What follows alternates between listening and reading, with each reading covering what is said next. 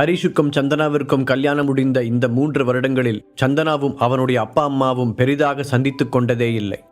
அவனே மாமனார் வீட்டில் இருந்ததால் அங்கு தனக்கு நடக்கும் அவமானங்கள் கதிர்க்கும் ரேவதிக்கும் தெரிய வேண்டாம் என்று அவன் நினைத்தான். சந்தனாவிற்கும் அவர்களை சந்திப்பதற்கான அவசியமே ஏற்படாததால் இவர்களுக்குள்ளும் நல்ல அறிமுகமே இல்லாமல் போய்விட்டது.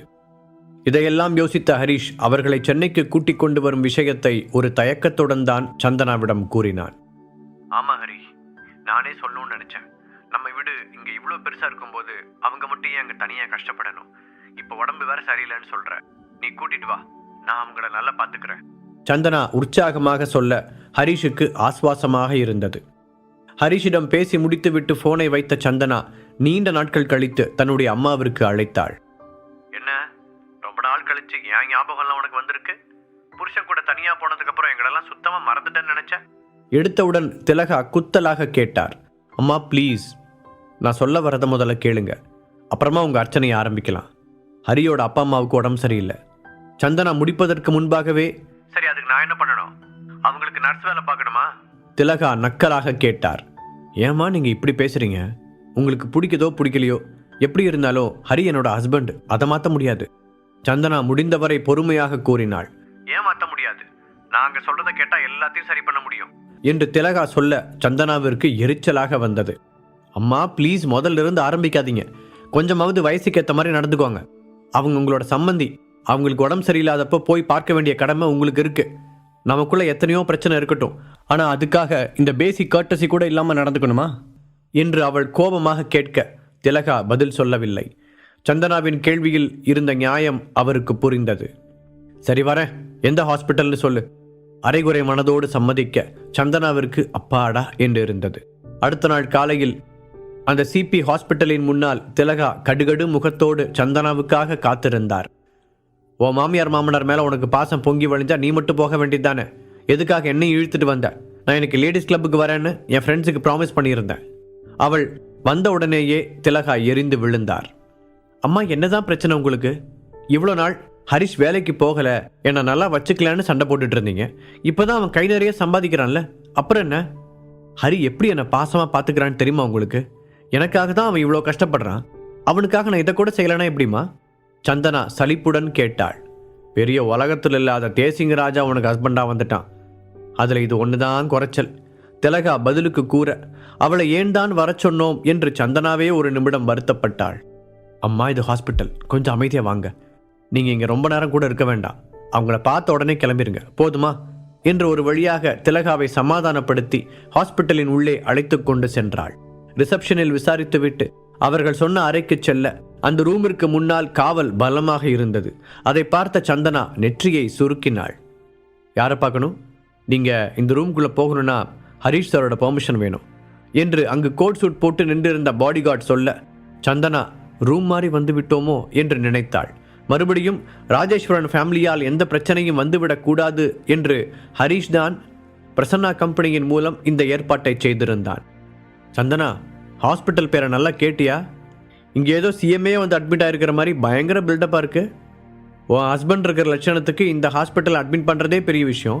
இதில் இதெல்லாம் பார்த்தா எனக்கு ரொம்ப டவுட்டாக இருக்குது என்று திலகா வேறு அவளுடைய காதுக்குள் முணுமுணுக்க சந்தனாவின் குழப்பம் அதிகமானது.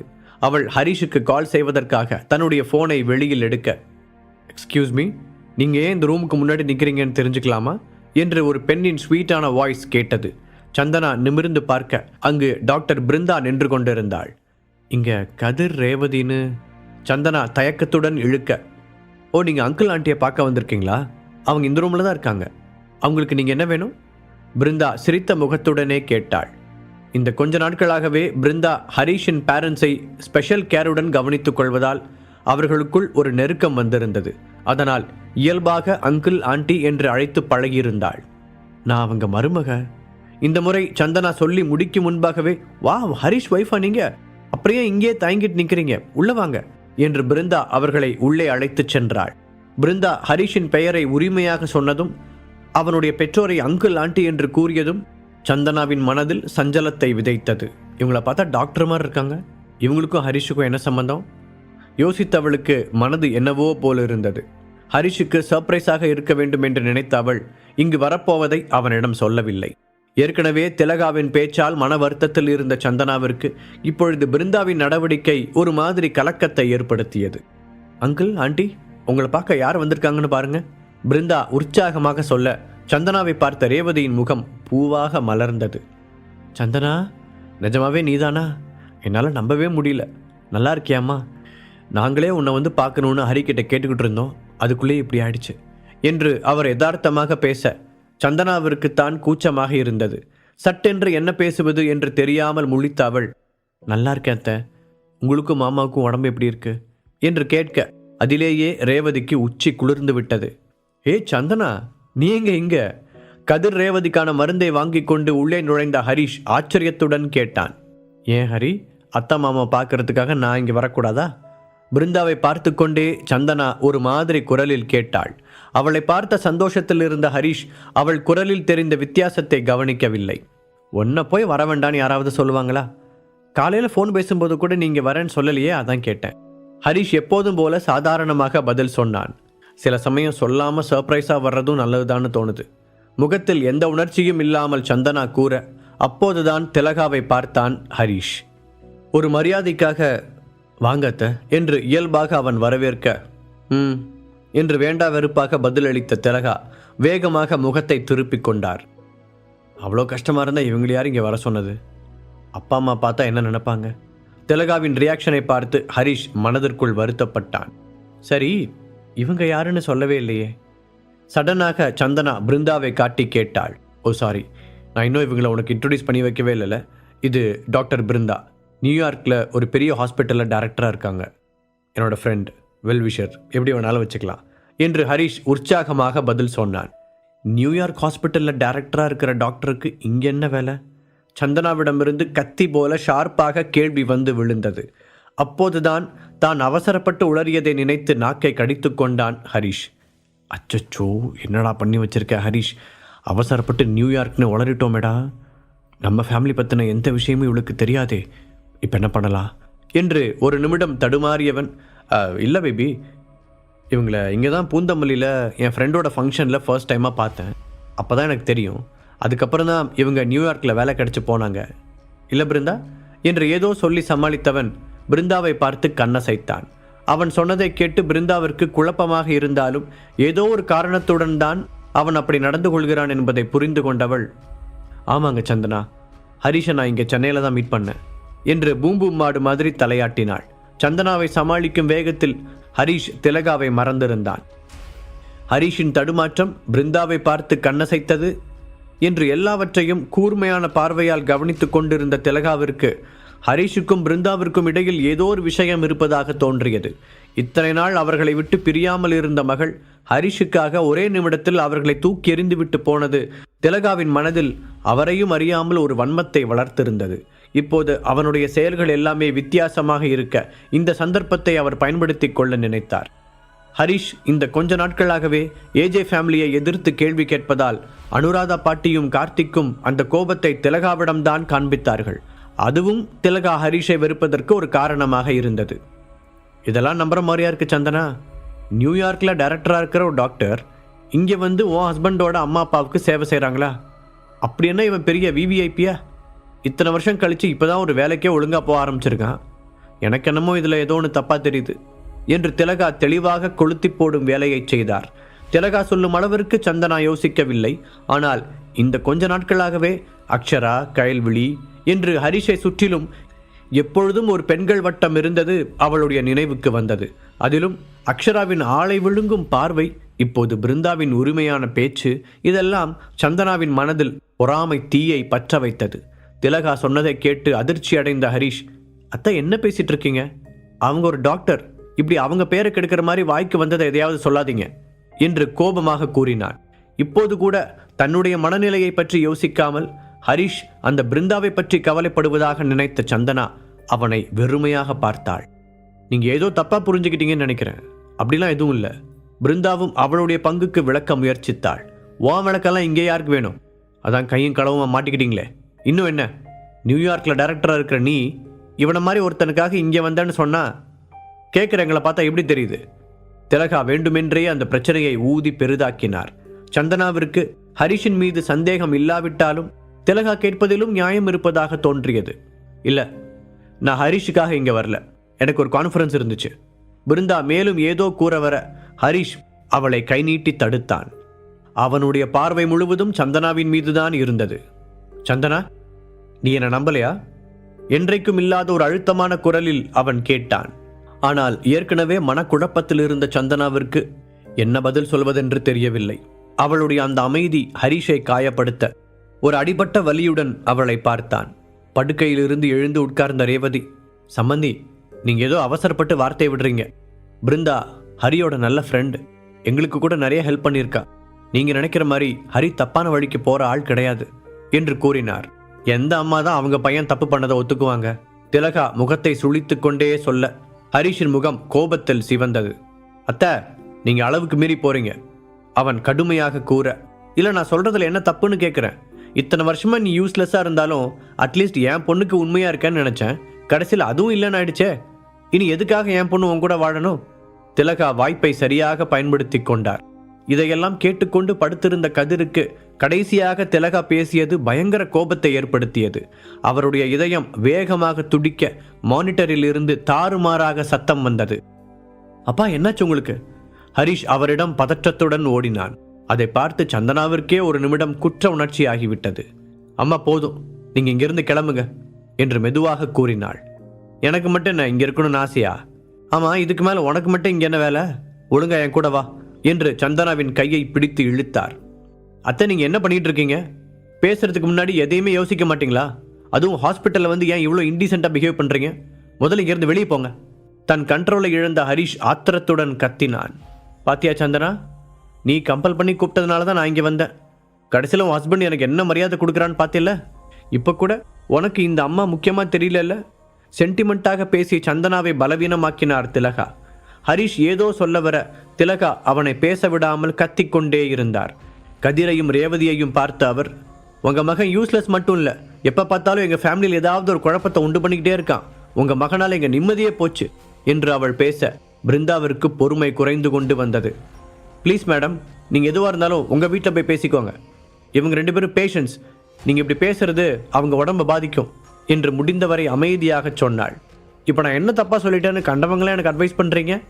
அப்போதும் அடங்காத திலகா இடுப்பில் கை வைத்து கொண்டு பேச ஆவேசமாக முன்னால் வந்த ஹரிஷ், நீங்கள் இப்படியே பேசிக்கிட்டு இருந்துட்டு அப்புறம் நான் உங்ககிட்ட முரட்டுத்தனமாக நடந்துக்கிட்டேன்னு ஃபீல் பண்ணாதீங்க. அந்த முழு அறையும் ஒரு நிமிடம் நிசப்தமானது. திலகா ஹரிஷை அதிர்ச்சியுடன் பார்க்க, நீ என் அம்மாவை அடிக்க போறியா ஹரி? சந்தனாவின் அழுத்தமான குரல் அந்த அமைதியை கிழித்து கொண்டு கேட்டது. நீயும் என்ன நம்பல சந்தனா? இதுக்கு மேல பேச எதுவும் இல்லை, ஹரிஷ் வருத்தத்துடன் சொல்ல சந்தனா அமைதியாக அவனை பார்த்தாள். நீ என்ன 2 அடி அடிச்சிருந்தா கூட இவ்வளோ வலிக்காது. ஆனா இந்த பார்வை உனக்கு என் மேல நம்பிக்கை இல்லைங்கிறத திரும்ப திரும்ப ஞாபகப்படுத்துது என்று கண்களில் வலியுடன் கூறியவன் திலகாவின் கையை விட்டான். அவனை பார்வையால் எரித்த திலகா, சந்தனா வா போலாம் என்று மகளை இழுத்து கொண்டு வெளியேறினார். அந்த ரூமை விட்டு வெளியே போகும் வரை சந்தனாவின் பார்வை ஹரிஷின் மேல்தான் இருந்தது.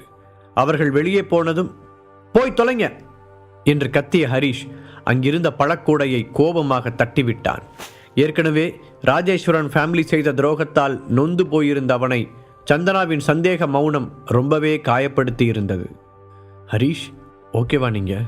சாரி, என்னால் தான் இத்தனை பிரச்சனையும். நான் இல்லாமல் இருந்திருந்தா இப்படி நடந்திருக்காது, பிருந்தா வருத்தத்துடன் கூறினாள். இதில் உங்கள் தப்பு எதுவுமே இல்லை பிருந்தா, நீங்கள் உங்கள் வேலையை தான் பார்த்தீங்க. சாரி, அவங்க அப்படி பேசினதுக்காக நான் உங்ககிட்ட மன்னிப்பு கேட்டுக்கிறேன்.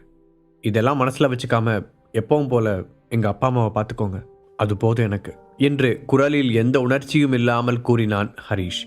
அவனை அப்படி பார்க்க பிருந்தாவிற்கு என்னவோ போல இருந்தது. அவன் இல்லை என்றால் அவள் கடைசி வரை ஒரு டாக்டராக மட்டும்தான் இருந்திருப்பாள். ஒரு பெரிய ஹாஸ்பிட்டலின் டைரக்டர் என்பதெல்லாம் அவள் நினைத்து கூட பார்க்க முடியாத பதவி. அப்படி ஒரு பொறுப்பில் அமர வைத்ததற்காகவே காலம் முழுவதும் அவனுக்கு நன்றியோடு இருக்க வேண்டும் என்று நினைத்து கொண்டாள் பிருந்தா. சரி பிருந்தா, எனக்கு கொஞ்சம் வேலை இருக்கு, அப்பா அம்மாவுக்கு ஏதாவது தேவைப்பட்டா எனக்கு உடனே இன்ஃபார்ம் பண்ணுங்க என்றவன் அவர்களிடமும் சொல்லிவிட்டு அங்கிருந்து கிளம்பினான். தளர்ந்து போய் செல்லும் மகனையே பார்த்து கொண்டிருந்த ரேவதிக்கும் கதிருக்கும் கண் கலங்கியது. அதே நேரத்தில் திலகாவும் சந்தனாவும் வெளியே வர அடுத்த நிமிடமே திலகாவின் கையை உதறினாள் சந்தனா.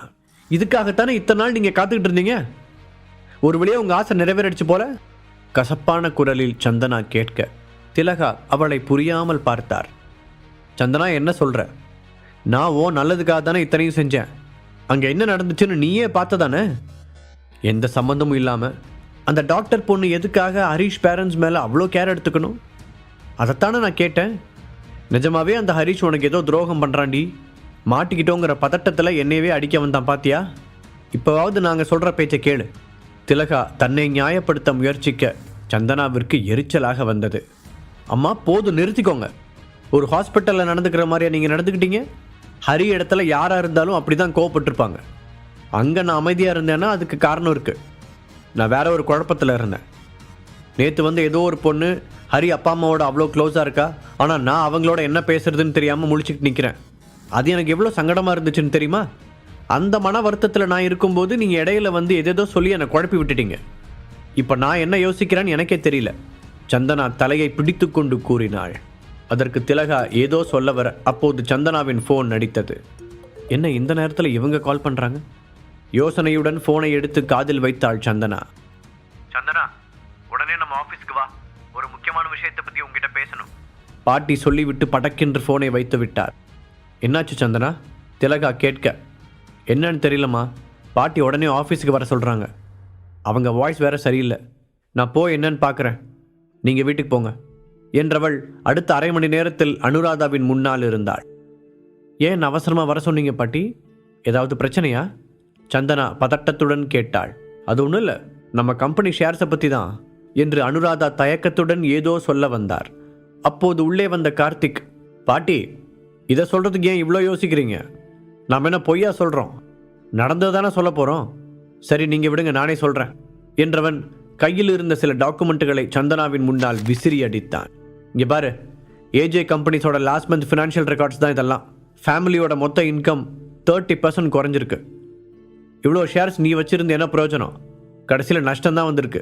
இதோட பொறுப்பை இப்போ யார் ஏற்றுக்கிறது? கார்த்திக் கடுமையான குரலில் சொல்ல சந்தனா அதிர்ச்சி அடைந்தாள். என்ன, அவ்வளோ குறைஞ்சிருச்சா? திகைப்புடன் கேட்டவளை ஏளனமாக பார்த்தான் கார்த்திக். சும்மா நடிக்காத சந்தனா. அன்னைக்கு அந்த ராகவ் அவனோட எக்ஸ்போர்ட் இம்போர்ட் கம்பெனியையும் உன்னை பார்த்துக்க சொல்லி விட்டுட்டு போனால? கார்த்திக் கேட்க சந்தனா ஆமாம் என்று தலையாட்டினாள். ஆனால் அதற்கும் இந்த பிரச்சனைக்கும் என்ன சம்பந்தம் என்பது அவளுக்கு புரியவில்லை. ஏஜே கம்பெனி ஷேர்களை அவளிடம் கொடுத்த ராகவ் கூடவே இங்கிருக்கும் அவருடைய எக்ஸ்போர்ட் பொறுப்பையும் பார்த்து கொள்ள சொல்லி கேட்டான். அதையும் சந்தனா தான் நடத்தி வருகிறாள். அவளுக்கு தெரிந்தவரை அந்த ஷேர் மார்க்கெட் பிரச்சனை சரியான பிறகு 2 கம்பெனிகளுமே ஓரளவுக்கு நன்றாகத்தான் போய்கொண்டிருந்தது. இன்னமும் ஏஜே கம்பெனியின் தலைமை பொறுப்பில் அனுராதா பாட்டி இருப்பதால் அந்த கம்பெனி விஷயத்தில் இவள் பெரிதாக தலையிடுவதில்லை. அதனால்தான் கார்த்திக் சொல்லும் இந்த நஷ்டத்திற்கான காரணத்தை அவளால் புரிந்து கொள்ள முடியவில்லை. ஏற்கனவே ஹாஸ்பிட்டலில் நடந்த பிரச்சனையால் வருத்தத்தில் இருந்த சந்தனா இப்போது இன்னும் குழம்பி போயிருந்தாள். கார்த்திக்கை பற்றி அவளுக்கு தெரிந்திருந்தாலும் அனுராதா பாட்டியும் அங்கு இருப்பதால் அவளால் அதற்கு மேல் பேச முடியவில்லை. ஆனால் ஏதோ ஒன்று தப்பாக இருப்பது மட்டும் புரிந்தது. நீ என்ன சொல்ல வர கார்த்திக்? சந்தனா நேரடியாக கேட்க, அது உனக்கு மட்டும் சொந்தமானதுங்கிறதுனால இங்க நம்ம ஃபேமிலி கம்பெனியிலிருந்து பணத்தை எடுத்து நீ அதில் இன்வெஸ்ட் பண்றது எங்களுக்கு தெரியாதுன்னு நினைக்கிறியா? அதனால தான் இந்த கொஞ்ச மாசத்திலேயே நம்ம கம்பெனி இவ்வளோ லாஸ் காமிக்குது. கார்த்திக் குத்தலாக சொன்னான். அபாண்டமா பழி போடாத கார்த்திக். நான் 2 கம்பெனியையும் தனித்தனியாக தான் நடத்திட்டு வரேன். In fact Raghav export import business கொடுக்கும்போது ஏஜே கம்பெனியில் ஏதாவது பிரச்சனை வந்துச்சுன்னா இதிலிருந்து தாராளமாக ஃபண்ட் எடுத்து யூஸ் பண்ணிக்கோங்கன்னு சொல்லிட்டு தான் போனார். நான் அதையே செஞ்சதில்லை. அந்த கம்பெனியில் இருக்கிறவங்க இந்த கம்பெனியில் இருக்கிறவங்கள காண்டாக்ட் பண்ணுற மாதிரி கூட நான் வச்சுக்கிட்டதில்லை. அப்புறம் எதை வச்சு நீ இப்படி சொல்கிற? சந்தனா தவிப்புடன் கூறினாள். என்னை பார்த்தா ஏதோ ட்ராமா பண்ணுற மாதிரி தெரியுது உனக்கு? அவ்வளோ சந்தேகம் இருந்தால் நீயே எடுத்துப்பாரு. அவள் முன்னால் கிடந்த டாக்குமெண்ட்ஸை சுட்டி காட்டியவன், இந்த ஷேர்ஸ் உன் கைக்கு வந்ததுலேருந்து நீ ரொம்ப தான் ஆடுற. அதுவும் கீ கொடுக்கறதுக்கு பின்னாடி அந்த ஹரிஷ் வேற. அதோட ரிசல்ட் தான் இப்படி வந்திருக்கு என்று முகத்தை சுளித்து கொண்டே சொன்னான்.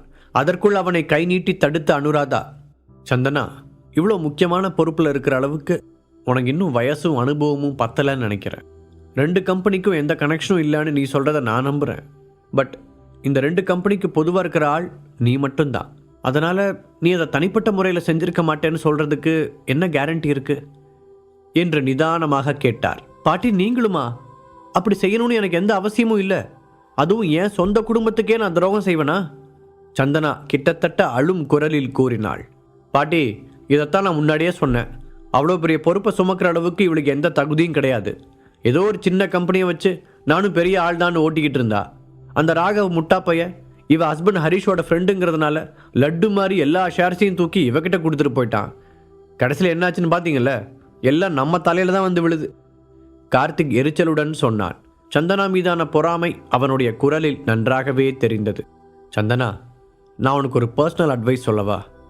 உன்னோட ஷேர்ஸ் எல்லாத்தையும் நம்ம ஃபேமிலிக்கே திரும்பி கொடுத்துட்டு நீ பழைய மாதிரி உன் கம்பெனி நடத்துகிற வேலையை மட்டும் பாரு. அதான் எல்லாருக்கும் நல்லது. அனுராதா பாட்டி கார்த்திக்கை குறிப்பாக பார்த்து கொண்டே கூறினார். இருவரின் உதட்டோரத்திலும் ஒரு வில்லத்தனமான சிரிப்பு தெரிந்தது. பாட்டி, எப்படி பார்த்தாலும் நீங்கள் என்னோட ஷேர்ஸ் மொத்தத்தையும் கேட்கறதுல கொஞ்சம் கூட நியாயமே இல்லை. அது என்ன நம்பி இன்னொருத்தர் கொடுத்துட்டு போனது. சந்தனா மெதுவாக கூறினாள். ஆனால் எப்போதும் அதில் தெரியும் உறுதி இன்று குறைவாக இருந்தது. ஆரம்பத்திலிருந்தே சந்தனாவின் முகத்தில் தெரிந்த குழப்பத்தையும் தடுமாற்றத்தையும் கவனித்த கார்த்திக்கும் அனுராதாவும் கலங்கிய குட்டையில் மீன் பிடிக்க முயற்சித்தார்கள். ஹரிஷ் அவள் பக்கத்தில் இல்லாதது அவர்களுக்கு ரொம்ப வசதியாக இருந்தது. சந்தனா, ஒரு விஷயத்தை நல்லா புரிஞ்சுக்கோ. நான் இந்த ஷேர்ஸை என்னோட சுயநலத்துக்காக கேட்கல, மொத்த ஃபேமிலிக்கும் திருப்பி தரதுக்காக தான் கேட்குறோம். இந்த ஃபேமிலி நல்லா இருக்கணும்னு நீ மனசார நினச்சேன்னா இதை நீ செஞ்சு தான் ஆகணும். அனுராதா பாட்டி பொறுமையாக தன்னுடைய காய்களை நகர்த்தினார். அப்போதும் சந்தனா யோசனையுடனேயே இருப்பதை பார்த்தவர், சந்தனா, நீ இந்த உண்மையை அக்செப்ட் பண்ணி தான் ஆகணும். ஏஜே ஃபேமிலியில் இருக்கிற அடுத்த தலைமுறையில் நீ ஒன்றும் பெஸ்ட்டு கிடையாது. உன் கையில் அதிகாரம் இருக்கணுன்ற வெறியில் இந்த ஃபேமிலியை மொத்தமாக குழி தோண்டி புதைச்சிடாத என்று இந்த முறை கொஞ்சம் பொறுமை இழந்தே கூறினார். அவர் சொன்னது சந்தனாவை சுருக்கென்று தைத்தது. என்ன, இவங்க எனக்கு எந்த டேலண்ட்டுமே இல்லைன்னு சொல்கிறாங்களா? இந்த குள்ளநரி கார்த்திக்கை விட நான் எந்த விதத்தில் குறைஞ்சு போயிட்டேன்? சந்தனா கொஞ்சம் சரியான திசையில் யோசிக்க ஆரம்பித்தாள். ஆனால் அவளை யோசிக்க விடக்கூடாது என்று முடிவெடுத்த அனுராதா, சரி, இப்படி பண்ணலாமா? ஒரு board of directors team set பண்ணி உன்னோட ஷேர்ஸில் ஒரு பார்ட்டை அதுக்கு டிரான்ஸ்ஃபர் செஞ்சுருவோம். அப்போ அதிகாரம் ஒரு ஆள் கையில் மட்டும் இல்லாமல் எல்லாரும் சேர்ந்து முடிவெடுக்கிற மாதிரி இருக்கும். அப்போ இந்த மாதிரி நஷ்டம் வந்தாலும் எல்லாரும் சேர்ந்தே பொறுப்பெடுத்துக்கலாம். உனக்கும் நிறைய எக்ஸ்பீரியன்ஸ் கிடைக்கும். இந்த ஐடியா எப்படி இருக்கு என்று கேட்டார். இதை கேட்டதும் கார்த்திக்கிற்கு ரொம்ப சந்தோஷமாக இருந்தது. எப்படியாவது சந்தனா கையில் இருக்கும் ஷேர்களை திரும்பவும் கம்பெனி கட்டுப்பாட்டிற்கு கொண்டு வந்து விட்டால் போதும். பாட்டி, இது ரொம்ப நல்ல ஐடியாவாக இருக்கே. சந்தனா இதுக்கு கண்டிப்பாக ஒத்துக்குவா. அவளுக்கு தான் நம்ம ஃபேமிலி மேலே ரொம்ப அக்கறையாச்சே. கார்த்திக் கிண்டலாக கூறினான். அவன் பேசுவதையெல்லாம் ஒரு பொருட்டாக எடுத்துக்கொள்ளாத சந்தனா தனக்கு முன்னால் இருக்கும் ஆப்ஷன்களை பற்றி ரொம்ப நேரம் யோசித்தாள். அவளுடைய மனதில் நிறைய எண்ணங்கள் ஓடிக்கொண்டிருந்தது. ராகவ் அவரோட ஷேர்ஸை என்கிட்ட கொடுத்ததுனால தான் இவங்க எல்லாரும் எனக்கு மரியாதை கொடுக்குற மாதிரி நடிக்கிறாங்க. ஆனால் யாருமே என்னை இந்த குடும்பத்தோட முக்கியமான மெம்பராக இப்போ வரைக்கும் ஏற்றுக்கவே இல்லை. அப்படியே ஏதாவது அதிசயம் நடந்தாலும் இந்த கார்த்திக் அதுக்கு விட மாட்டான். இப்போ நாம் என்ன செய்யறது? தீவிரமாக யோசித்தவளுக்கு ஹரிஷின் நினைவு வந்தது. இந்த கொஞ்ச நாட்களாகவே ஏஜே ஃபேமிலி விஷயத்தில் ஹரிஷ் அவளுக்கு ஒரு சரியான வழிகாட்டியாக இருந்து வந்தான். அவன் பின்னால் இருக்கும் தைரியத்தில்தான் சந்தனாவும் தைரியமாக மற்றவர்களை எதிர்த்து நின்றாள். இன்றைக்கு அவனிடமும் உதவி கேட்க முடியாத நிலைமையில் இருப்பதால் எதுவாக இருந்தாலும் தனியாகத்தான் சமாளித்தாக வேண்டும் என்று முடிவெடுத்தவள் ஒரு பெரும் மூச்சுடன் மெதுவாக அனுராதாவை நிமிர்ந்து பார்த்தாள். என்ன, இந்த ஐடியாவை அக்செப்ட் பண்ணிக்கிறியா சந்தனா? அனுராதா ஆர்வமாக கேட்டார். அப்போது அவரை பார்க்க நிராதரவாக இருக்கும் சின்னஞ்சிறு கோழி குஞ்சை அலேக்காக தூக்க முயற்சிக்கும் கழுகை போலவே தெரிந்தார். சரி பாட்டி, நீங்கள் சொல்கிற மாதிரியே செய்கிறேன். இப்போதைக்கு அதை விட்டால் எனக்கு வேறு எந்த ஆப்ஷனும் இருக்கிற மாதிரி தெரியல. மெதுவாக சந்தனா சொல்ல பாட்டியும் கார்த்திக்கும் அளவில்லாத சந்தோஷத்துடன் ஒருவரை ஒருவர் பார்த்து கொண்டனர். இப்போ தான் சந்தனா எனக்கு நிம்மதியாக இருக்குது. உனக்கு இந்த ஃபேமிலி எவ்வளோ முக்கியன்றதை நீ ப்ரூவ் பண்ணிட்ட. நாங்கள் ஆல்ரெடி தேவையான டாக்குமெண்ட்ஸ்லாம் ரெடி பண்ணி வச்சுருக்கோம். நீ அதில் சைன் பண்ணால் மட்டும் போதும். உற்சாகமாக சொன்ன அனுராதா உள்ளிருந்து ஒரு டாக்குமெண்ட்டை எடுத்து சந்தனாவின் முன்னால் வைத்தார். அதையே கொஞ்ச நேரம் வெறித்து பார்த்த சந்தனா அங்கிருந்த பேனாவை கையில் எடுத்தாள். அடுத்த 5 நாட்கள் வேகமாக ஓடியது. ஹரிஷ் தியானா மீடியாவிற்கு போகும் வழியில் தன்னுடைய ஸ்கூட்டரை ஓட்ட பிருந்தா அவனுக்கு பின்னால் உட்கார்ந்திருந்தாள். சாரி ஹரிஷ், என்னால் தான் நீங்கள் இப்படி ஸ்கூட்டரில் போகிற மாதிரி ஆயிடுச்சு, பிருந்தா வருத்தத்துடன் கூற. அதெல்லாம் ஒன்றும் பிரச்சனை இல்லை, எனக்கு ஸ்கூட்டர் ஓட்டி நிறையவே பழக்கம் இருக்குது. அதுவும் இது என்னோட ஃபேவரட் வண்டி, ஹரிஷ் சாதாரணமாக பதில் சொன்னான். இந்த கொஞ்ச நாட்களாக காரிலேயே சுற்றிவிட்டு இன்று மீண்டும் பழையபடி ஸ்கூட்டரை ஓட்டுவது அவனுக்கு ஒரு வித்தியாசமான ஃபீலை கொடுத்தது. அவன் இப்படி ஸ்கூட்டர் ஓட்டுவதற்கு நிஜமாகவே பிருந்தாதான் காரணம். அதை பற்றி யோசித்த ஹரிஷுக்கு 2 நாட்களுக்கு முன்னால் நடந்த அந்த சம்பவம் ஞாபகத்திற்கு வந்தது. என்னாச்சு ஹரிஷ், இன்னும் உங்கள் ஒய்ஃப் கோவமாக தான் இருக்காங்களா என்று வருத்தத்துடன் கேட்டாள். தெரியல பிருந்தா, நான் அவ கூட பேசியே 4 நாள் ஆச்சு. அவள் என்ன நினைக்கிறானே தெரியல. எங்களுக்குள்ளே இதுக்கு முன்னாடி எத்தனையோ தடவை ப்ராப்ளம்ஸ் வந்திருக்கு. ஆனால் நாங்கள் ஒரு நாள் கூட பேசாமல் இருந்ததே இல்லை. அதான் ஒரு மாதிரி இருக்கு. ஹரிஷ் சோகமான குரலில் கூறினான். அவங்க தான் தப்பாக புரிஞ்சுக்கிட்டாங்க, அதனால கோவமாக இருக்காங்க. பேசாமல் நீங்களே அவங்களுக்கு ஃபோன் பண்ணலாம்ல. பிருந்தா மெதுவாக சொல்ல. பண்ணலாம் தான், ஆனால் இந்த தடவை தப்பு என் மேலே இல்லையே. இன்றைக்கி நான் ஏதாவது சொல்லி அவளை சமாதானப்படுத்தலாம். சப்போஸ் நாளைக்கு இதே மாதிரி இன்னொரு பிரச்சனை வந்து அப்பவும் அவள் இதே மாதிரி சந்தேகப்பட்டா என்ன செய்யறது? அதான் அவளாக உண்மையை புரிஞ்சுக்கிட்டு வரட்டும்னு வெயிட் பண்ணுறேன். ஒருவேளை இந்த சின்ன பிரிவு எங்களுக்குள்ளே இருக்கிற காதலை இன்னுமே கூட அதிகப்படுத்தலாம் என்றான் ஹரிஷ். நீங்கள் சொல்கிறதும் சரிதான், ஆனால் எதுக்கும் கொஞ்சம் ஜாக்கிரதையாக இருங்க. அவங்க அம்மாவுக்கு நீங்கள் 2 பேரும் சேர்றது பெருசாக விருப்பம் இல்லைன்னு நினைக்கிறேன். அன்னைக்கும் அவங்க அம்மா தான் இது ஏதோ பேசினாங்க. சந்தனா அமைதியாக தான் இருந்தாங்க. அதோட என்னை பொறுத்த வரைக்கும் உங்கள் ஒய்ஃப் கண்ணில் சந்தேகம் தெரியல. நீங்கள் சொல்கிறதும் சரிதான், ஆனால் எதுக்கும் கொஞ்சம் ஜாக்கிரதையாக இருங்க. அவங்க அம்மாவுக்கு நீங்கள் 2 பேரும் சேர்றது பெருசாக விருப்பம் இல்லைன்னு நினைக்கிறேன். அன்னைக்கும் அவங்க அம்மா தான் இது ஏதோ பேசினாங்க. சந்தனா அமைதியாக தான் இருந்தாங்க. அதோட என்னை பொறுத்த வரைக்கும் உங்கள் ஒய்ஃப் கண்ணில் சந்தேகம் தெரியல. அவங்களுக்கு வேற ஏதோ ஒரு குழப்பம் இருக்குன்னு நினைக்கிறேன். பிருந்தா யோசனையுடன் கூறினாள். அவள் டாக்டர் என்பதால் மனிதர்களை ஈஸியாக புரிந்து கொள்ள முடியும். ஆமாம், அவங்க அம்மா வேணும்னே தான் இந்த பிரச்சனையை ஸ்டார்ட் பண்ணாங்கன்னு நம்ம எல்லாருக்குமே தெரியும். கண்டிப்பாக அவளுக்கும் தெரிஞ்சிருக்கும். ஏன்னா என் சந்தனா புத்திசாலி. ஸோ கண்டிப்பாக அவளாக ஒரு நாள் என்னை தேடி வருவா. அது வரைக்கும் நான் வெயிட் பண்ணுறேன். பதில் சொன்ன ஹரிஷ் அவன் ஃபோனை எடுத்து ஏக்கத்துடன் பார்த்தான். 1487வது தடவை. பிருந்தா சிரித்துக்கொண்டே சொல்ல, என்ன என்று ஹரிஷ் புரியாமல் அவளை பார்த்தான்.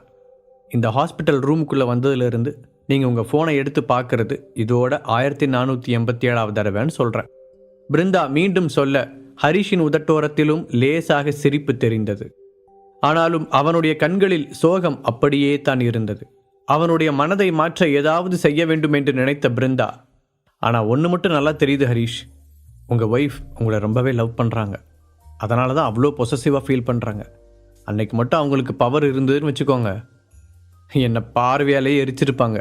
அவ்வளோ காதல் உங்கள் மேலே. பிருந்தா காமெடியாக சொல்ல ஹரிஷ் முகத்தில் முதன்முறையாக வெட்கம் தெரிந்தது. அதை நிறைவான மனதுடன் பார்த்த பிருந்தா, அப்புறம் ஹரிஷ், நானே உங்ககிட்ட ஒரு ஹெல்ப் கேட்கலான்னு தான் வந்தேன். நான் ஒரு கார் வாங்கலான்னு ஆசைப்பட்றேன். என்ன கார்னு கூட செலக்ட் பண்ணிட்டேன். பட் என்ன பிரச்சனைனா, நான் கார் ஓட்டி பழகி ரொம்ப நாளாச்சு. இப்போ திரும்பவும் ஓட்ட கொஞ்சம் பயமாக இருக்குது. அதான் என்ன பண்ணுறதுன்னு தெரியல என்று சொன்னாள். அவ்வளோதானே, கார் ஓட்டுறது ஒன்றும் பெரிய விஷயம் இல்லை. உங்களுக்கு தான் ஆல்ரெடி ஓட்ட தெரியும்னு சொல்கிறீங்கல்ல, அப்படின்னா 2 நாள் ப்ராக்டிஸ் பண்ணால் போதும். நீங்கள் வேணால் என் காரை ஓட்டி பாருங்க என்ற ஹரிஷ் அவனுடைய காரை பிருந்தாவிடம் கொடுத்து ஓட்ட வைத்தான். பிருந்தாவும் முதலில் ஓரளவிற்கு நன்றாகத்தான் ஓட்டினாள். ஆனால் காரை ரிவர்ஸ் எடுக்கும் பொழுது பின்னால் இருந்த கரண்ட் கம்பத்தில் முட்டியவள் அதை சரி செய்யும் பதட்டத்தில் ரோட்டின் ஓரத்தில் இருந்த மரத்தில் கொண்டு போய் இடித்து நிறுத்தினாள். நல்ல வேளையாக ஏர்பேக் இருந்ததால் இருவரும் அடிபடாமல் தப்பித்தார்கள். ஆனால் காரை காப்பாற்ற முடியவில்லை. அதனால் ஹரிஷ் காரை ஒர்க் ஷாப்பில் விட்டிருக்க அது எப்போது வரும் என்று தெரியவில்லை. அவனிடம் இப்போது வேறு சில கார்கள் இருந்தாலும் அதையெல்லாம் எடுக்க இன்ட்ரெஸ்ட் இல்லாமல் ஏனோ ஸ்கூட்டரை எடுத்து ஓட்டிக் கொண்டிருந்தான். இன்றைக்கு பிருந்தா புதிய கார் எடுப்பதற்காக ஹரிஷிடம் மீண்டும் ஹெல்ப் கேட்க அதே ஸ்கூட்டரில் ஹாஸ்பிட்டலுக்கு சென்று அவளையும் கூட்டிக் கொண்டு கிளம்பினான். எல்லாவற்றையும் நினைத்து பார்த்த ஹரிஷ் கடைசியாக இதே போன்று சந்தனாவை ஸ்கூட்டரில் உட்கார வைத்து ஓட்டியதும் அன்றைக்கு அவர்கள் சந்தோஷமாய் பேசி சிரித்ததும் நினைவுக்கு வர தலையை குலுக்கி கொண்டான். அவளே என்னை சந்தேகப்பட்டு சண்டை போட்டு போயிட்டா, அப்புறம் நான் மட்டும் ஏன் 24 ஹவர்ஸும் அவளை பற்றி மட்டுமே யோசிச்சுட்டு இருக்கேன். முதல்ல அவளை பற்றின நினைப்பை ஒரு ஓரமாக ஒதுக்கி வச்சுட்டு ஒழுங்காக மற்ற விஷயங்களில் கான்சன்ட்ரேட் பண்ணணும். ஏற்கனவே கம்பெனியில் ஏதோ பிரச்சனைன்னு நிக்கிதா கால் பண்ணாங்க, முதல்ல அது என்னன்னு பார்த்துட்டு போவோம் என்று தனக்குள் முடிவெடுத்தான் ஹரிஷ். ஹரிஷ், அங்கிள் ஆண்டி நல்லா இருக்காங்கல்ல? அவங்க டிஸ்சார்ஜ் ஆகி வீட்டுக்கு போனதுக்கப்புறம் என்னாலையும் வந்து பார்க்க முடியல. சடனாக பிருந்தா கேட்க, நல்லா இருக்காங்க என்று மட்டும் சொன்னான் ஹரிஷ். அதற்குள் தியானா மீடியா வர, பிருந்தா, எனக்கு இங்கே ஒரு சின்ன வேலை இருக்கு, ஒரு 1/2 அன் ஹவர் எனக்காக வெயிட் பண்ண முடியுமா? அதை முடிச்சுட்டு போயிடலாம். அவன் கேட்க பிருந்தாவும் தலையாட்டினாள். ஹரிஷ் பார்க்கிங் ஏரியாவில் அவனுடைய ஸ்கூட்டரை நிறுத்த பிருந்தா இறங்கி நின்றாள். அப்போது அங்கு ஒட்டப்பட்டிருந்த போஸ்டரில் தெரிந்த ரித்திகாவின் முகத்தை பார்த்த பிருந்தா, வாவ், ரித்திகா இப்போ தியான மீடியாவில் தானே இருக்காங்க, எனக்கு அவங்கள ரொம்ப பிடிக்கும் என்றாள். அவளுடைய முகத்தில் தெரிந்த ஆர்வத்தை கவனித்த ஹரிஷ், உங்களுக்கு ரித்திகாவோட ஆட்டோகிராஃப் வேணுமா பிருந்தா என்று கேட்டான். அதை கேட்டு முகம் மலர்ந்த பிருந்தா ஆமாம் என்று எக்ஸைட்மெண்ட்டுடன் தலையாட்டினாள். அதே நேரத்தில் அவர்களுக்கு பின்னால் க்ரீச் என்ற ஒரு சத்தம் கேட்க இருவரும் ஒரு அதிர்ச்சியுடன் திரும்பி பார்த்தார்கள். அங்கு வந்த ஒரு கார் ஸ்கூட்டரின் பின்பக்கத்தில் லேசாக மோதி சடன் பிரேக் போட்டு நின்றது. ஏன் இந்த பார்க்கிங் வந்தாவே யாரோ ஒருத்தர் வந்து என் ஸ்கூட்டர் மேலேயே மோதுறாங்க? சலிப்புடன் நினைத்த ஹரிஷ் அந்த காரை முறைத்தான். அதற்குள் காரிலிருந்து இறங்கிய ஒரு கோட் சூட் போட்ட இளைஞன், ஹே, உனக்கு அறிவில்லை? கார் பார்க்கிங்கில் வந்து ஸ்கூட்டர் நிப்பாட்டிட்டு இருக்க, இப்போ பார் என் காரில் ஸ்க்ராட்ச் ஆயிடுச்சு என்று எடுத்த எடுப்பில் கொஞ்சம் கூட மரியாதையே இல்லாமல் பேசினார். ஹலோ, என்ன விட்டா ஓவராக பேசிட்டே போகிறீங்க? பார்க்கிங்கில் நின்றுக்கிட்டு இருந்த ஸ்கூட்டர் மேலே காரை கொண்டு வந்து விட்டது நீங்கள், அதுக்கு முதல்ல நீங்கள் தான் சாரி கேட்கணும், பிருந்தா கோபமாக சொன்னாள். பிருந்தாவின் அழகை பார்த்ததும் அந்த இளைஞன் வாயடைத்து போனான். ஹாய் மேடம் என்றவன் அதற்கு மேல் என்ன பேசுவதென்று தெரியாமல் அது வந்து என்ன வழிந்தான். அப்போது வினோத், என்னாச்சு, கார் டேமேஜ் ஆயிடுச்சா என்று கேட்டுக்கொண்டே ஒரு பெண் அந்த காரில் இருந்து இறங்கினாள். அந்த பெண்ணை பார்த்ததும் திகைத்து போன ஹரிஷ், பல்லவி மேம் நீங்களா என்று ஆச்சரியத்துடன் கேட்டான். அவனுடைய காலேஜ் ப்ரொஃபசர் பல்லவியை அங்கு அவன் எதிர்பார்க்கவில்லை. ஹாய் ஹரிஷ், எப்படி இருக்க, நீங்க தான் வேலை பார்க்குறியா என்று அவளும் பதிலுக்கு கேட்டாள். அதற்கு என்ன பதில் சொல்வதென்று ஒரு நிமிடம் யோசித்த ஹரிஷ், நான் சும்மா இங்கே ஒரு வேலையாக வந்தேன் மேம் என்றான். அதை கேட்ட பல்லவி, ஆமாம், இப்போதான் எனக்கு ஞாபகம் வருது, நீ எந்த வேலையும் செய்யாமல் சும்மா சுற்றிட்டு இருக்கிறதா அஜய் என்கிட்ட சொன்னான். அதை என்னால் நம்பவே முடியல. காலேஜ் படிக்கும்போது எவ்வளோ ஸ்மார்ட்டான ஸ்டூடெண்ட் நீ, என்ன மற்றவங்களோட கொஞ்சம் ஃப்ரீயாக பழக மாட்டேன், அவ்வளோதான். ஆனால் அதுக்காக இப்படி நீ வீணாக போவேன்னு நான் நினச்சி கூட பார்க்கல. ஹரிஷ், ஒரு ப்ரொஃபஸராக அவங்க எல்லார்கிட்டையும் நான் என்ன சொன்னேன், படித்து முடித்ததுக்கப்புறம் சொந்த காலில் நிற்கணும், எதுவும் தானாக மடியில் வந்து விழுகும்னு எதிர்பார்க்கக்கூடாது, கஷ்டப்பட்டு உழைச்சி வாழ்க்கையில் முன்னேறணும்னு சொன்னனா இல்லையா? அதெல்லாம் எதுவுமே உன் காதில் ஏறவே இல்லைன்னு தோணுது என்று வருத்தத்துடன் கூறினாள். அப்போது ஹரிஷ் ஏதோ சொல்ல வர அதை கை நீட்டி தடுத்தவள், இதோ நம்ம ரித்திகா உன்னோட கிளாஸ்மேட் தானே, இப்போ தியான மீடியாவில் பாப்புலர் ஸ்டாராக இருக்கா, அஜய் கூட ஒரு கம்பெனியில் வேலை பார்த்துக்கிட்டே மீடியா லைனில் ட்ரை பண்ணிகிட்டு இருக்கேன்னு சொன்னான், ஆனால் நீ என்ன பண்ணிகிட்டு இருக்க என்று அவள் நிறுத்தாமல் ஹரிஷை திட்டிக்கொண்டே போனாள். நான் அவங்களுக்கெல்லாம் வேலை கொடுக்குற வேலையில் இருக்கேன் என்று மனதிற்குள் சிரித்த ஹரிஷ் எதுவும் பேசாமல் அமைதியாக நின்றான். அப்படின்னா நீ பல்லவி மேடமோட ஸ்டூடெண்ட்டா? திடீரென்று அந்த கார்காரன் ஹரிஷிடம் கேட்டான். ஹரிஷ் தலையை மட்டும் ஆட்ட, சரி, நான் அவங்களுக்காக உன்னை மன்னிச்சு விடுறேன், இந்த காரோட டேமேஜை சரி பண்ணுறதுக்கு ஒரு 20,000 மட்டும் தந்தா போதும் என்று பெருந்தன்மையாக கூறினான். அவனை வினோதமாக பார்த்த ஹரிஷ், நான் எதுக்காக உன் காரோட டேமேஜை சரி பண்ணுறதுக்கு பணம் தரணும் என்று அலட்சியமாக கேட்டான். அதானே, ஹலோ மிஸ்டர், உனக்கெல்லாம் கொஞ்சம் கூட மனசாட்சியே கிடையாதா என்ற பிருந்தாவின் குரலில் எரிச்சல் தெரிந்தது. அதற்குள் மீண்டும் ஹரிஷை பார்த்த பல்லவி, ஹரிஷ், எல்லாருக்கும் வாழ்க்கையில் ஏதாவது ஒரு லட்சியம் இருக்கணும், அப்படி இல்லாட்டி இப்படி தான் உன்ன மாதிரி எந்த ஒரு கோலும் இல்லாமல் ஏனோ தானோன்னு வாழ வேண்டியிருக்கும். பல்லவி மறுபடியும் தன்னுடைய லெக்சரை ஆரம்பிக்க, மேடம், நானும் காலேஜ் படிக்கலை, இப்போ எதுக்கு நீங்கள் இன்னும் எனக்கு லெசன் எடுத்துக்கிட்டே இருக்கீங்க என்று சின்ன சிரிப்புடன் கேட்டான் ஹரிஷ். பேச்சை மாத்தாத Harish, once a teacher always a teacher. என்னோட ஸ்டூடெண்ட்ஸ் படித்து முடிச்சுட்டு போனதுக்கப்புறமும் நான் அவங்க மேலே அக்கறையாக தான் இருப்பேன், அதனால தான் நீ இப்படி இருக்கிறத பார்த்தா எனக்கு ரொம்ப கஷ்டமாக இருக்குது பல்லவி கடுமையான குரலில் கூற. அவள் சொல்வதை கேட்டு ஹரிஷால் தலையை மட்டும்தான் ஆட்ட முடிந்தது. அப்புறம் நாம் செய்கிற தப்புக்கு நாம தான் பொறுப்பெடுத்துக்கணும். வினோதோட கார் டேமேஜ் ஆயிருந்தா அதை சரி பண்ணுறதுக்கான வழியை நீ தான் கண்டுபிடிக்கணும், அதை விட்டுட்டு எனக்கு தெரியாதுன்னு எஸ்கேப் ஆகக்கூடாது. பல்லவி ஹரிஷுக்கு அட்வைஸை தொடர அந்த வினோத் வேகமாக கை தட்டினான். இப்போ சொன்னீங்களே, இது கரெக்டான பாயிண்ட். என்னோட கார் காஸ்ட்லியாக இல்லாமல் இருக்கலாம், ஆனால் அது புது கார், வினோத் சொல்ல. சரி வச்சுக்கோ என்றான் ஹரிஷ். அதை கேட்டு பல்லவி திரும்பவும் அவனை முறைக்க, அட கடவுளே, இன்னைக்கு யார் முகத்தில் முழிச்சேனே தெரியல, வந்து வசமாக சிக்கிக்கிட்டேன். மனதிற்குள் புலம்பிய ஹரிஷ் பல்லவியை பார்த்து கடனே என்று சிரித்து வைத்தான். அநேகமாக உனக்கு கார் வச்சிருக்கவங்களை பார்த்தா பொறாமன்னு நினைக்கிறேன் என்று அந்த வினோத் சொல்ல, இது வேறையா, சரி மேலே சொல்லு என்றான் ஹரிஷ். என்னை பார்த்தா உனக்கு எப்படி தெரியுது? நானும் பார்க்குறேன், ஸ்டார்டிங்ல இருந்து நக்கலாவே பதில் சொல்லிக்கிட்டு இருக்க. ஃபர்ஸ்ட் எங்ககிட்ட சாரி கேள்றா. டென்ஷனான வினோத் கண்ட்ரோலை இழந்து கத்தினான். வேற எப்படி பேச சொல்ற? பார்க்கிங்னு ஒன்று இருந்தா அதில் எந்த வண்டியை வேணாலும் நிறுத்தலாம். கார் தான் நிறுத்தணும், 2 வீலர் நிறுத்தக்கூடாதுன்னு இங்கே எங்கேயாவது ரூல்ஸ் எழுதி போட்டிருக்கா என்ன? அப்புறம் நான் எதுக்கு சாரி கேட்கணும்? நானா ஒழுங்கா கார் ஓட்ட தெரியாமல் இன்னொருத்தர் வண்டியில் போயிடுச்சேன்? ஹரிஷ் நிதானமாக கேட்க அந்த வினோதின் முகம் கருத்தது. 2 பெண்களுக்கு முன்னால் ஹரிஷ் அவனை கேள்வி கேட்டதை அவமானமாக நினைத்தான் அவன். நீ வேணும்னே பிரச்சனை பண்ற என்ற வினோதை பார்த்து கிண்டலாக சிரித்த ஹரிஷ், யார் நானா என்று கேட்டான். உன்கிட்ட லாஸ்ட்டாக ஒரு தடவை கேட்குறேன், இப்போ காசு கொடுக்க முடியுமா முடியாதா? அந்த வினோத் மிரட்டும் துணியில் கேட்டான். நீ எத்தனை தடவை கேட்டாலும் என்னோட பதில் அதே தான். ஹரிஷ் கொஞ்சம் கூட முகம் மாறாமல் அமைதியாக சொல்ல, உன்கிட்ட பேச்சுவார்த்தைலாம் சரிப்பட்டு வராதுன்னு நினைக்கிறேன் என்ற வினோத் சண்டைக்கு தயாராவது போல் சட்டையின் கைப்பகுதியை மடக்கி விட்டான். வினோத், அவசரப்படாத, நாம் இப்போ தியான மீடியாவில் இருக்கோம்.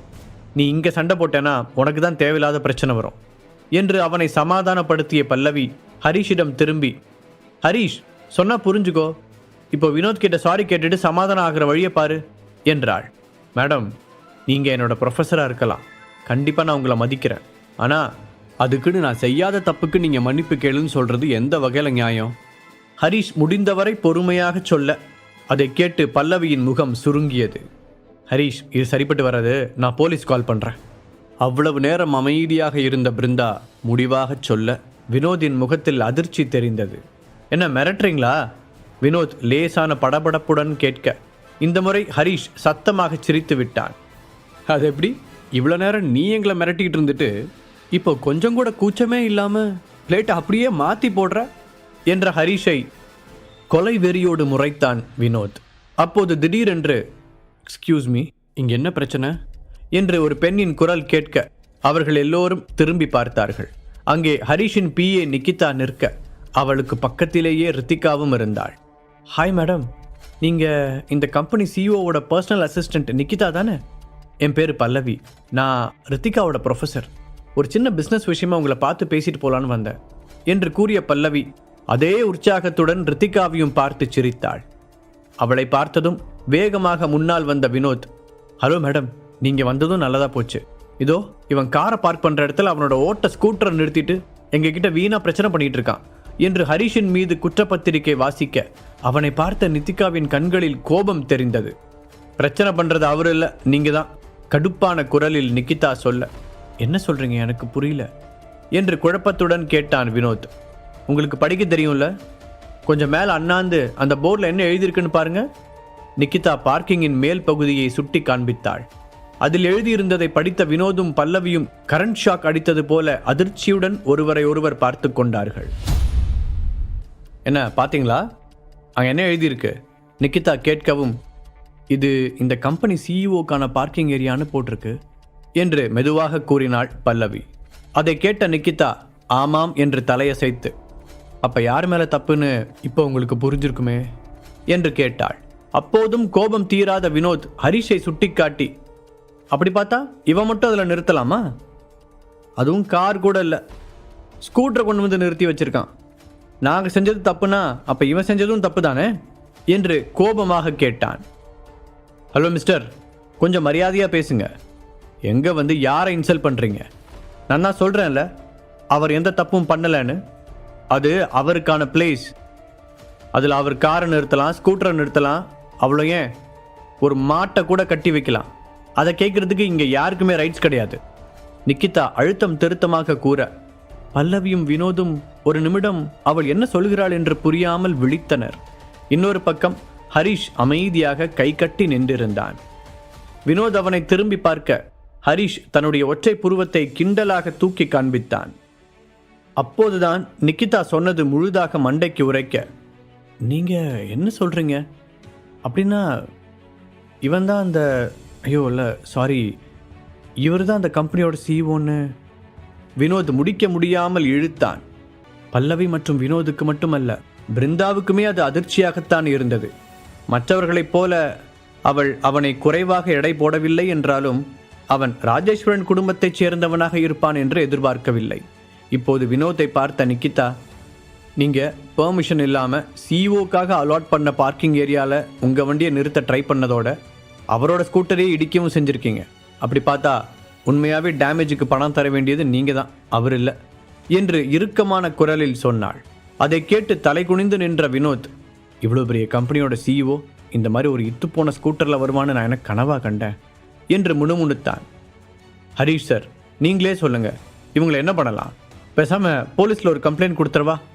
நிக்கிதா கேட்க, வேண்டாம் என்று தலையசைத்த ஹரீஷ், சின்ன டேமேஜ் தான் நிக்கிதா, அதுக்காக போலீஸ் கம்ப்ளைண்ட் வரைக்கெல்லாம் போக வேண்டாம் என்று பெருந்தன்மையாக கூறினார்.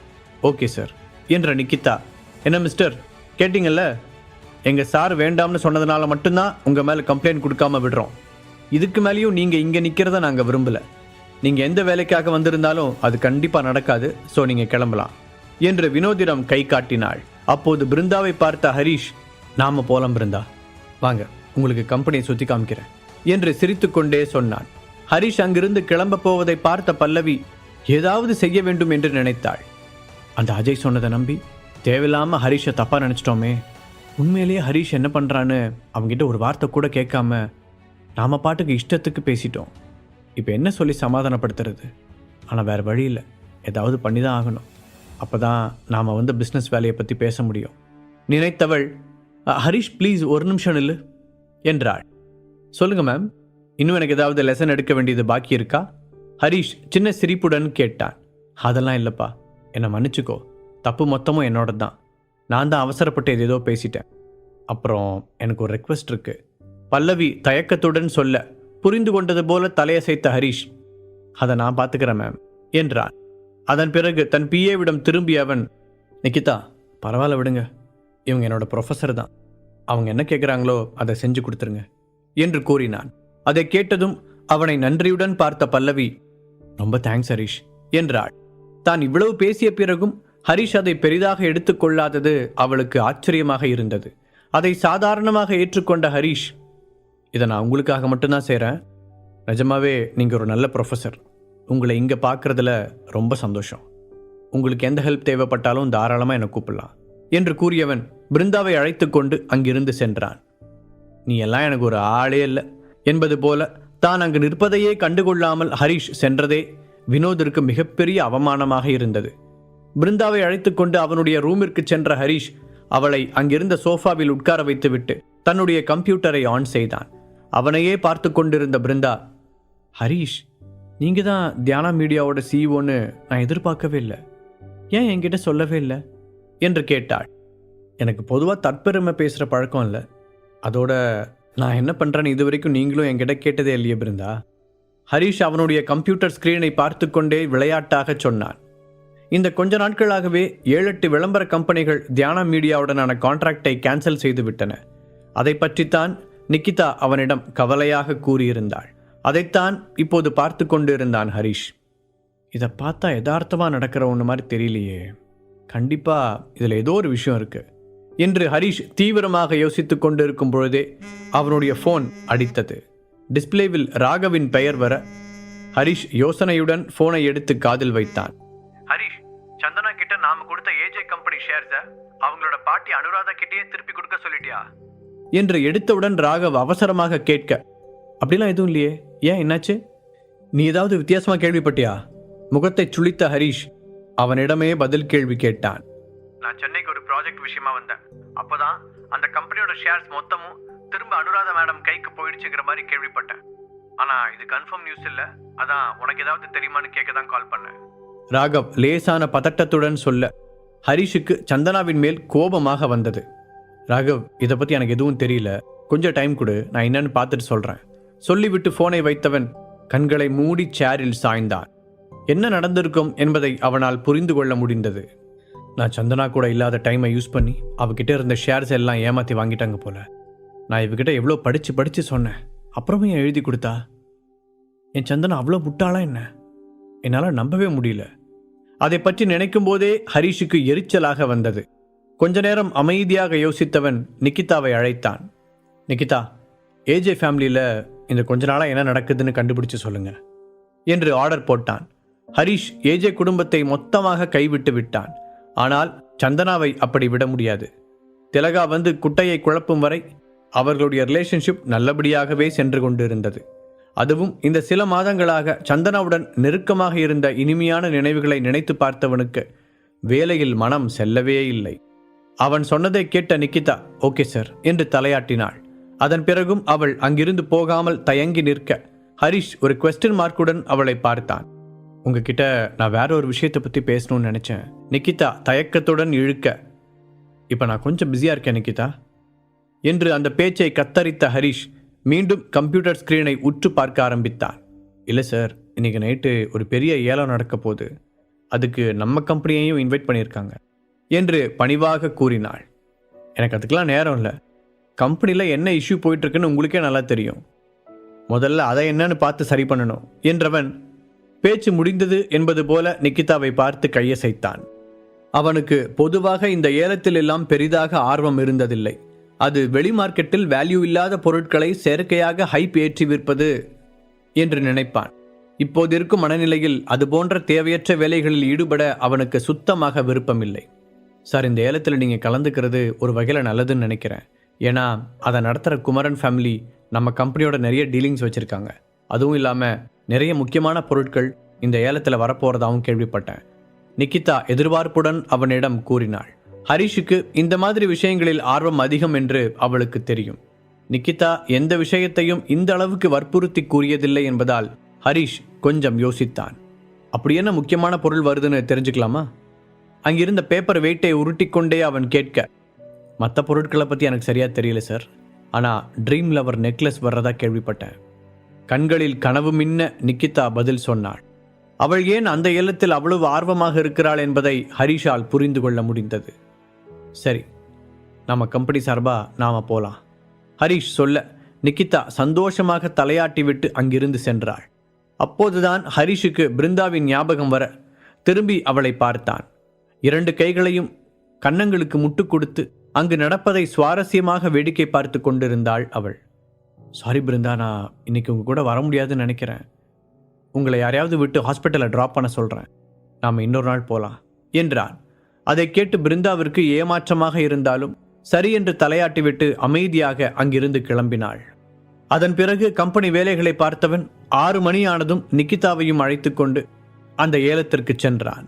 அங்கு அவன் எதிர்பார்க்காத ஒரு நபரும் வந்திருக்க ஹரிஷின் சந்தோஷ முகத்தில் புன்னகை தோன்றியது.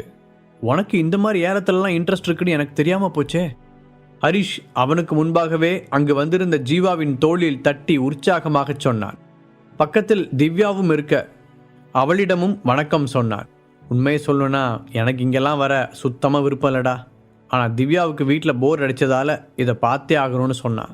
எதுக்கு வம்பு, மாட்டேன்னு சொன்ன அடுத்து நம்மளை அடிப்பாளோன்னு கூட்டிகிட்டு வந்துட்டேன்.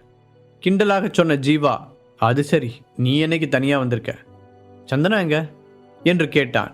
அதற்கு அவள் வரல ஜீவா, அதை பற்றி நான் அப்புறமா சொல்கிறேன் பதில் சொன்ன ஹரிஷ் நிக்கிதாவிடம் திரும்பி, நிக்கிதா நீங்கள் போய் சுற்றி பாருங்கள், உங்களுக்கு ஏதாவது பிடிச்சிருந்தா தாராளமாக கம்பெனி அமௌண்ட்லேயே வாங்கிக்கோங்க, நீங்கள் எனக்காக நிறைய செய்கிறீங்க, உங்களுக்காக நான் கொடுக்குற சின்ன பரிசு இது என்று சிரித்த முகமாக கூறினான். சரி சார் என்று கூறிய நிக்கிதா ஆர்வமான பார்வையுடன் அங்கிருந்து செல்ல, ஹரிஷ் நீ சந்தனாவை கூட்டிகிட்டு வராமல் வேற ஒரு அழகான பொண்ணோட வந்திருக்க, இதை நான் சந்தனா கிட்ட போட்டு கொடுக்க போகிறேன் பாரு ஹரிஷின் வயிற்றில் குத்திய ஜீவா விளையாட்டாக கூறினான். அப்போது ஏலக்கூடத்தின் வாசலில் பரபரப்பு தெரிய எல்லோருடைய பார்வையும் அங்கு போனது. அக்ஷராதான் அங்கு வந்து கொண்டிருந்தாள். என்னது இவளா?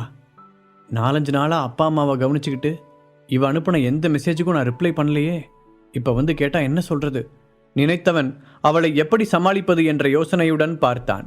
ஆனால் அவன் எதுவும் சொல்வதற்கு முன்பே நேராக அவனிடம் வந்த அக்ஷரா, ஹரிஷ் நீங்களும் இங்கே தான் இருக்கீங்களா, ஏன் என்கிட்ட சொல்லலை என்று கேட்டாள்.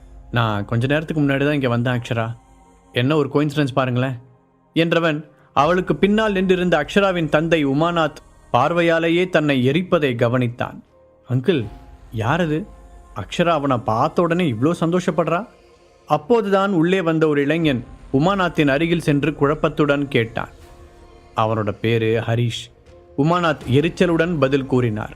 அக்ஷரா அந்த ட்ரிப்பிற்கு சென்று விட்டு வந்ததிலிருந்தே சோகமான முகத்துடன் இருக்க அவருக்கும் கவலையாக இருந்தது. விசாரித்த போது ஹரிஷுக்கு அடிபட்ட கவலையில்தான் அவள் அப்படி இருக்கிறாள் என்பது தெரிய வர அவருக்கு கோபமாக வந்தது. அந்த ஏஜே ஃபேமிலியோட யூஸ்லெஸ் மருமகனா இது? அவனை பற்றி நான் கேள்விப்பட்டிருக்கேன். அந்த இளைஞன் அலட்சியத்துடன் கூறினான். அவனுடைய பெயர் கோகுல். அக்ஷராவிற்காக உமாநாத் பார்த்திருந்த மாப்பிள்ளை. அவன் ஏஜே ஃபேமிலியில் ஒரு அழகான பொண்ணை கல்யாணம் பண்ணியிருக்கான்றது உண்மைதான். ஆனால் அவன் அவ்வளோ யூஸ்லெஸ் எல்லாம் இல்லை கோகுல். ஆழ்ந்த குரலில் சொன்ன உமாநாத், நீ அக்ஷராவை கல்யாணம் பண்ணணும்னா முதல் இவனை டீல் பண்ண வேண்டியிருக்கும் என்றார். அவர் சொன்னதை புரிந்து கொண்ட கோகுல் நேராக அக்ஷராவின் பக்கத்தில் சென்று அவளுடைய தோளில் கை போட்டான். திடுக்கிட்டு திரும்பிய அவள், கோகுல், நீ இங்க என்ன பண்ற என்று ஒரு அதிர்ச்சியுடன் கேட்டாள். வேகமாக அவனுடைய கையில் இருந்து விலகி நின்றவள், ஹரிஷ் ஏதாவது தவறாக நினைத்து விடுவானோ என்று தவிப்புடன் அவனை பார்த்தாள். ஆனால் பெரிதாக எந்த ரியாக்ஷனும் இல்லாமல் நின்றிருந்த ஹரிஷ் அந்த கோகுலை பார்த்து மெதுவாக சிரித்தான்.